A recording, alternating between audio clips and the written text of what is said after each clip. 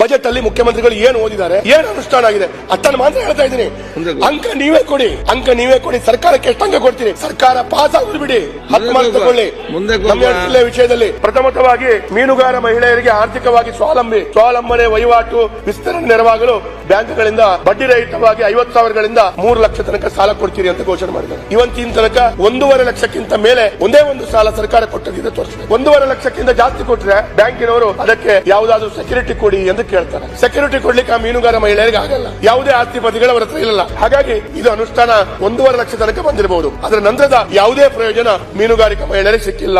ನೀವು ಮೀನುಗಾರಿಕಾ ದೋಣಿಯಲ್ಲಿನ ಸೀಮೆ ಎಣ್ಣೆ ಇಂಜಿನ್ಗಳನ್ನು ಪೆಟ್ರೋಲ್ ಡೀಸೆಲ್ ಇಂಜಿನ್ಗಳಾಗಿ ಬದಲಾಯಿಸಲು ತಲಾ 50,000 ರೂಪಾಯಿ ಸಹಾಯಧನ ನೀಡಲಾಗುವುದು. ಪ್ರಸ್ತುತ ಸಾಲಿನಲ್ಲಿ 4,000 ಸೀಮೆ ಎಣ್ಣೆ ಇಂಜಿನ್ಗಳ ಬದಲಾವಣೆ 20 ಕೋಟಿ ರೂಪಾಯಿ ಸಹಾಯಧನವನ್ನ ಒದಗಿಸಲಾಗುವುದು ಅಂತೇಳಿ 23-24ರಲ್ಲಿ ಹೇಳಿದ್ರಿ. ಸೀಮೆ ಎಣ್ಣೆಗೆ ಸಬ್ಸಿಡಿ ಸಿಗುತ್ತೆ. ಸೀಮೆ ಎಣ್ಣೆಯ ಸಬ್ಸಿಡಿ ಪೆಟ್ರೋಲ್ ಇಂಜಿನ್ಗೆ ಸಿಗಲ್ಲ. ಹಾಗಾಗಿ ಕಳೆದ 2 ವರ್ಷಗಳಲ್ಲಿ ಸೀಮೆ ಎಣ್ಣೆಯ ಏನು ದೋಣಿಗಳಿದೆ ಅದು ಪೆಟ್ರೋಲ್ ಆಗಿ ಕನ್ವರ್ಟ್ ಆದದ್ದು ಯಾವುದಾದ್ರೂ ಒಂದು ಇಲಾಖೆ ತೋರಿಸ್ಕೊಡ್ಲಿ. ಆಗಲ್ಲ. 20 ಕೋಟಿ ರೂಪಾಯಿ ನೇರವಾಗಿ ಆ ಇಲಾಖೆಗೆ ಉಳಿದಿದೆ. ಯಾವುದು? ಯಾಕಂತ ಹೇಳಿದ್ರೆ ಪೆಟ್ರೋಲ್ಗೆ ಸಬ್ಸಿಡಿ ಇಲ್ಲ. ಹಾಗಾಗಿ ಆ ದೋಣಿದಾರರು ಪೆಟ್ರೋಲ್ ಇಂಜಿನ್ ಹಾಕಲ್ಲ, ಖಾಲಿ ಘೋಷಣೆ ಮಾಡಿಬಿಟ್ಟಿದ್ದಾರೆ. ಅದರಿಂದ ಯಾವುದೇ ಪ್ರಯೋಜನಗಳಾಗಿಲ್ಲ. ಇನ್ನೊಂದು, ಸಿಗಡಿ ಉತ್ಪನ್ನಗಳ ಮೌಲ್ಯವರ್ಧನೆ ಉತ್ತಮ ಮಾರುಕಟ್ಟೆಯನ್ನು ಕಲ್ಪಿಸಲು ಕ್ರಮ ವಹಿಸಲಾಗುವುದು. ಯಾವುದೇ ಕ್ರಮ ಕೈಗೊಂಡಿಲ್ಲ. ಮೀನುಗಾರಿಕಾ ಲಭ್ಯವಿರುವ ಶೈತ್ಯಾಗಾರವನ್ನ ದುಪ್ಪಟ್ಟುಗೊಳಿಸಲು ಸಾರ್ವಜನಿಕ ಖಾಸಗಿ ಸಹಭಾಗಿತ್ವದಲ್ಲಿ ಯೋಜನೆ ಜಾರಿ ತರಲಾಗುವುದು. ಯಾವುದೇ ಕ್ರಮ ಕೈಗೊಂಡಿಲ್ಲ. ರಾಜ್ಯದ ಕಿರುಬಂದರುಗಳು ವಾಣಿಜ್ಯೀಕರಣ ಸುಸ್ಥಿರ ಕಾರ್ಯನಿರ್ವಹಣೆಗೆ ವಿಸ್ತೃತ ಕ್ರಿಯಾ ಯೋಜನೆಗಳನ್ನು ರೂಪಿಸಲಾಗುವುದು. ಯಾವುದೇ ಕ್ರಮ ಕೈಗೊಂಡಿಲ್ಲ.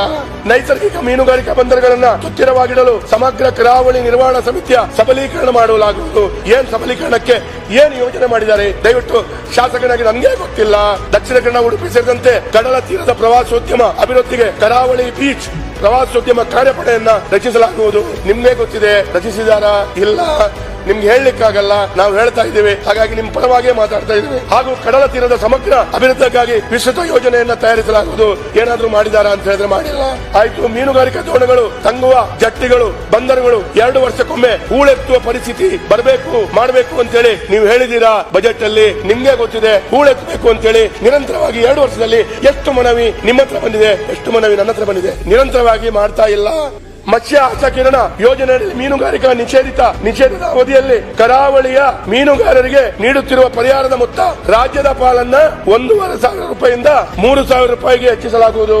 ಯಾವುದೇ ಕ್ರಮಗಳಾಗಿಲ್ಲ. ಸಮುದ್ರ ಮೀನುಗಾರಿಕೆ ತೆರಳಿದಾಗ ಅಪಘಾತ ಮತ್ತು ಅನಾರೋಗ್ಯ ಒಳಗಾಗುವ ಮೀನುಗಾರರನ್ನ ತ್ವರಿತವಾಗಿ ದಡಕ್ಕೆ ತರಲು ರಾಜ್ಯದಲ್ಲಿ ಪ್ರಪ್ರಥಮ ಬಾರಿಗೆ ಸಮುದ್ರ ಆಂಬ್ಯುಲೆನ್ಸ್ 7 ಕೋಟಿ ರೂಪಾಯಿ ವೆಚ್ಚದಲ್ಲಿ ತರಲಾಗುವುದು. ಇದೆಯಾ? ಅದಕ್ಕೆ ಹೇಳಕ್ಕೆ ಇದೆಯಾ? ಇಲ್ಲ. 2024-25ನೇ ಸಾಲಿನಲ್ಲಿ